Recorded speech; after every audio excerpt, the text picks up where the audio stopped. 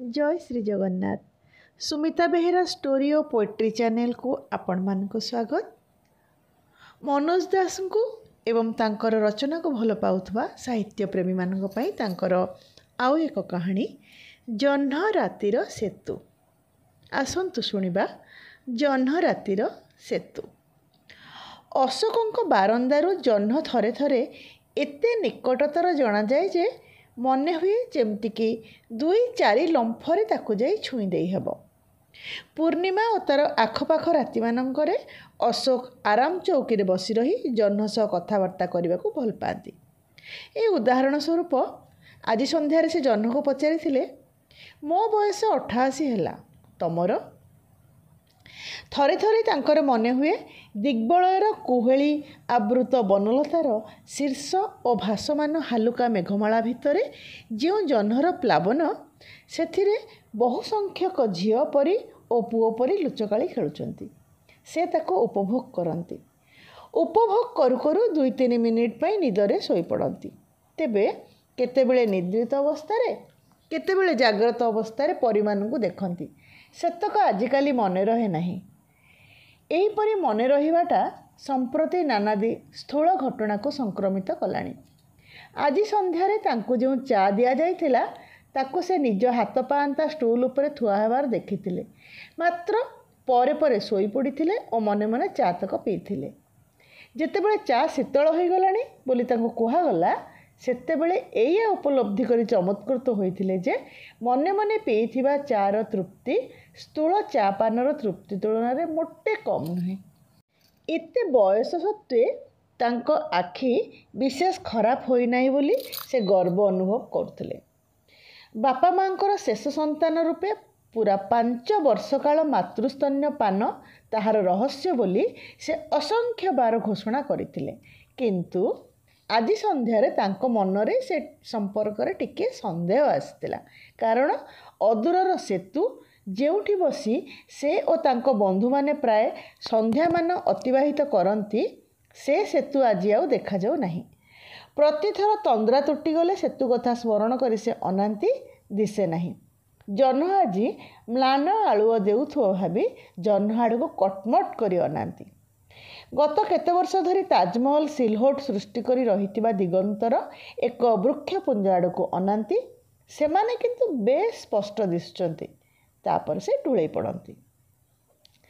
पाहाच उपर को घोषारी होई उठी आसुथुआ पाद शब्द ही तांकर से तंद्रा तुटई देवा पई यथेष्ट थिला। से शब्द तांकर अंतरंग सुधीरंकर तांकोटु 10 वर्ष सान होई मध्य सुधीर पाहाच उठी धईसई होई जांती। धईसई हेबा तो दूरर कथा पाहाच अतिक्रम कला बेले अशोकंकर संप्रति विचित्र अनुभूतिवान हेउची। गत थर से सांध्य भ्रमण परे कार ओह्लाई पाहाच आहरण कले। आहरण करने मझिरे से समयर पूर्वापर संगति भूली जाइथिले और मुहूर्तक पई तंद्राविष्ट होई जाइथिले। बारंदारे पहुँची सारी से पुणी कारटे खोजिथिले। अर्थात थरे थरे से आरोहण कला बेले अवतरण और अवतरण कला बेले आरोहण करुचंदी बोली भाबुथिले। आस सुधीर बुली बाहरिबा। अशोक सळखी बसी कहिले। आउ कुआडे जिबा? पुरुणा सेतुटी थिला एकमात्र आशा। आउ चारिआडे तो मनीष सालुवालु। मो सेई सेतु उपर को जिबा कथा कहूतिली। अशोक कहिले। हेइटी तुमे पुणी भूली गलनी? सेतु परा भंगा हो जाइछि। आमे तेबे मासे हेला जाउना काहींकी? ओहो सेया कुह। मु भाबुची सेतु मते देखा जाउ नाही काहींकी।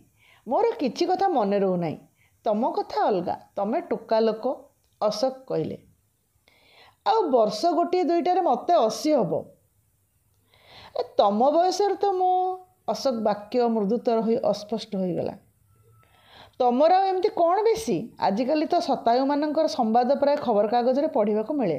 हेटी शोई पड़ल कि अशोक भाई? ना ना शोइबी कहीं तेबे टिके तंद्रा आसी जाए आराम लगे। कौन सेतु आडे बुली जिबा? अशोक भाई तमे सबू भूली जाउछ देखुची। अशोक टिके विचलित भाव में हाथ गोड़ हलैले।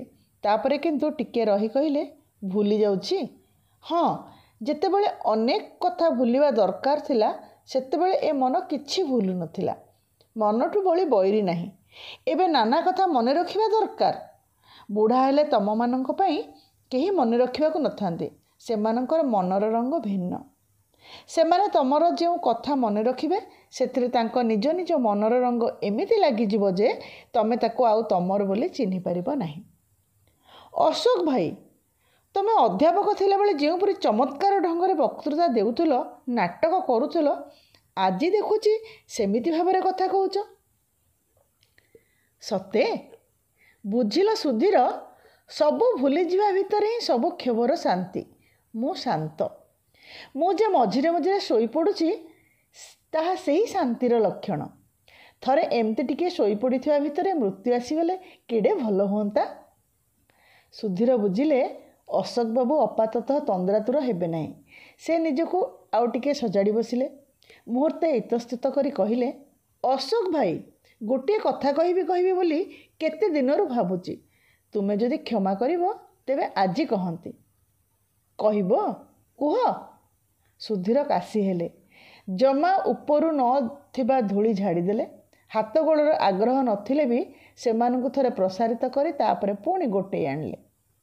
ସଙ୍କୋଚର ଏହିପରି ଦୀର୍ଘାୟିତ ଅଭିବ୍ୟକ୍ତି ଦେଇସାରି ସେ କହିଲେ, ଅଶୋକ ଭାଇ, ଚାରୁଅପା ମନେ ଅଛି? ଅଶୋକଙ୍କ ପ୍ରତିକ୍ରିୟା ଜଣାପଡ଼ିଲା ନାହିଁ। ମନେ ନାହିଁ? ଚାରୁଅପା ବଡ଼ ସୁନ୍ଦରୀ ନଥିଲା ଦେଖିବାକୁ? ଚାରୁଅପା କଥା କହୁଛି। ତମେ ନୂଆ ନୂଆ ଅଧ୍ୟାପକ ହୋଇଥାଅ। ବେଶଭୂଷା, ଚାଲିଚଳନ, କଥାବାର୍ତ୍ତାର ଷ୍ଟାଇଲରେ ତମକୁ ସେତେବେଳେ ବଳିଯିବ କିଏ? ଚାରୁଅପା ଆମ ଘରେ ରହି ପାଠ ପଢ଼ୁଥାଏ। ମନେ ପଡ଼ିଲା? ଦୂର ସମ୍ପର୍କରେ ମୋର ଅପା, ମୋଠୁ 2-3 ବର୍ଷ ବଡ଼ ହେଇଥିବ। ତମେ ତାକୁ ଭଲ ପାଇଥିଲ। ହେଇଟି ଅଶୋକ ଭାଇ, ପୁଣି ଶୋଇଲଣି ନା କ'ଣ? ଅଶୋକ ଭାଇ ମ? ସୁଧୀରଙ୍କ କଣ୍ଠରେ ବ୍ୟାକୁଳତା ଫୁଟି ଉଠିଲା। ଆରେ ନା, ଶୋଇବି କାହିଁକି? ଚାରୁଅପା ମନେ ପଡ଼ିଲା ନା ନାହିଁ କହିଲ? ଆରେ ହଁ, ମନେ ନ ପଡ଼ିବ କେମିତି? ମୁଁ ପରା ତାକୁ ଭଲ ପାଉଥିଲି ବୋଲି ତମେ କହିଲ।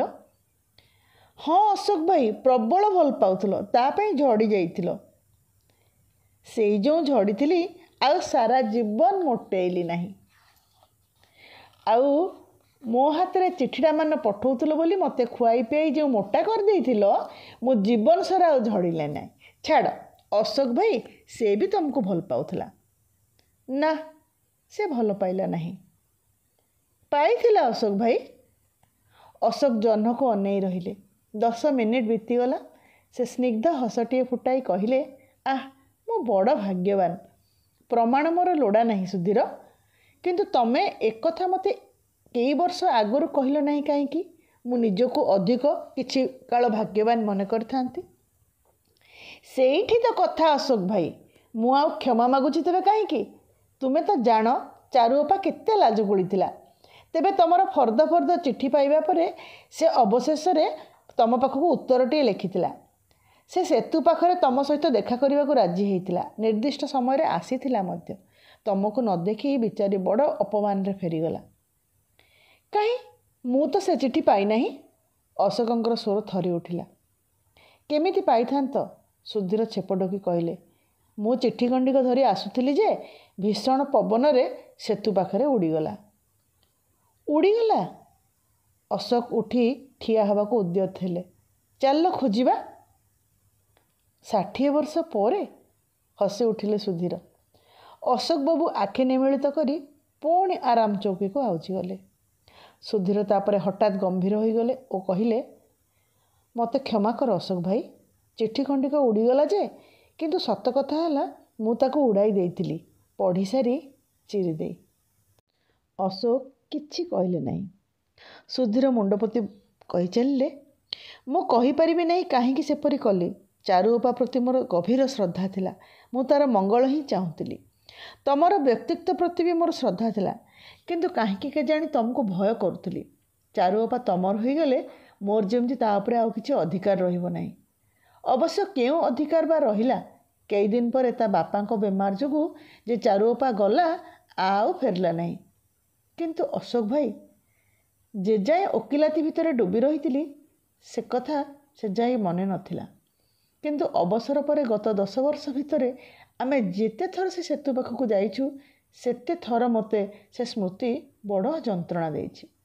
କାହିଁକି ମୁଁ ସେପରି କଲି ତମକୁ ଥରେ ସବୁ କହିବି ବୋଲି ଆଜି ଯାଏଁ କହିପାରୁନଥିଲି। ସୁଧୀର ହଠାତ୍ ଚୁପ୍ ହେଇଗଲେ। ପାହାଚରେ ପାଦ ଶବ୍ଦ ଶୁଭୁଥିଲା ଓ ଶୁଭୁଥିଲା ବାଡ଼ିର ଠକ୍ ଠକ୍ ଶବ୍ଦ। ମହେନ୍ଦ୍ର ଆସି ପହଞ୍ଚିଗଲେ। ବୁଝିଲ ଅଶୋକ ବାବୁ, ଆପଣଙ୍କ ଦୃଷ୍ଟାନ୍ତ ହିଁ ମୋ ଭିତରେ ଏଯାଏଁ ଏତକ ତାକତ ବଜାୟ ରଖିଛି। ଆଚ୍ଛା, ଆପଣ ଏତେ ଶୀଘ୍ର କେମିତି ସେତୁ ପାଖରୁ ଚାଲି ଆସିଲେ? ମୁଁ ସେପଟରୁ ଆପଣଙ୍କୁ ଦେଖିଲି, ଡାକିଲି ମଧ୍ୟ। ଆପଣ ଯେମିତି କିଛି ଖୋଜୁଥିଲେ, ମୋ କଥା ଶୁଣିଲେ ନାହିଁ। ସେଠି ଯେଉଁ ଭଙ୍ଗା ପଥର ଜମା ହୋଇଛି ତାକୁ ଟପି ଆପଣଙ୍କୁ ଧରିବା ସମ୍ଭବ ନଥିଲା। ଅଥଚ ବୁଲି ଆସିବା ବେଳକୁ ଆପଣ ନାହାନ୍ତି, ଏଠି ପହଞ୍ଚିଗଲେଣି। କିଏ କହିବ ଆପଣ ମୋ ଠାରୁ 12 ବର୍ଷ ବଡ଼? ମହେନ୍ଦ୍ର ସପ୍ରଶଂସା ଭାବରେ କହିଲେ। ଅଶୋକ ଭାଇ ତ ଆଜି କୁଆଡ଼େ ହେଲେ ବାହାରି ନାହାନ୍ତି। ଆପଣ ଆଉ କାହାକୁ ଦେଖିଛନ୍ତି? ସୁଧୀର କହିଲେ। ଆଉ କାହାକୁ? ଅସମ୍ଭବ। କି ହୋ ଅଶୋକ ବାବୁ, ଆପଣଙ୍କୁ ଚିହ୍ନିବାରେ ମୋର ଭୁଲ ହେଇପାରେ?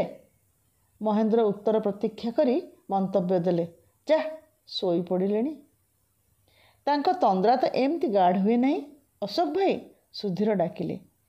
ଅଶୋକ ବାବୁ, ମହେନ୍ଦ୍ର କଣ୍ଠସ୍ୱର ଉଚ୍ଚା କଲେ। ଅଶୋକ ଭାଇ। ସୁଧୀର ଅଶୋକ ବାବୁଙ୍କୁ ସ୍ପର୍ଶ କଲେ ଓ ଚମକି ଉଠି ଚିତ୍କାର କଲେ। ଆରେ, କିଏ କେଉଁଠି ଅଛ? ଟେଲିଫୋନ୍ କର ଡାକ୍ତରଙ୍କୁ। ଆରେ, ଆଲୁଅ କାହିଁ? ସୁଇଚ୍ ବୋର୍ଡ଼ଟା କେଉଁଠି? କହିଲେ ମହେନ୍ଦ୍ର ବାବୁ। ମୁଁ ସବୁ ଭୁଲି ଯାଉଛି।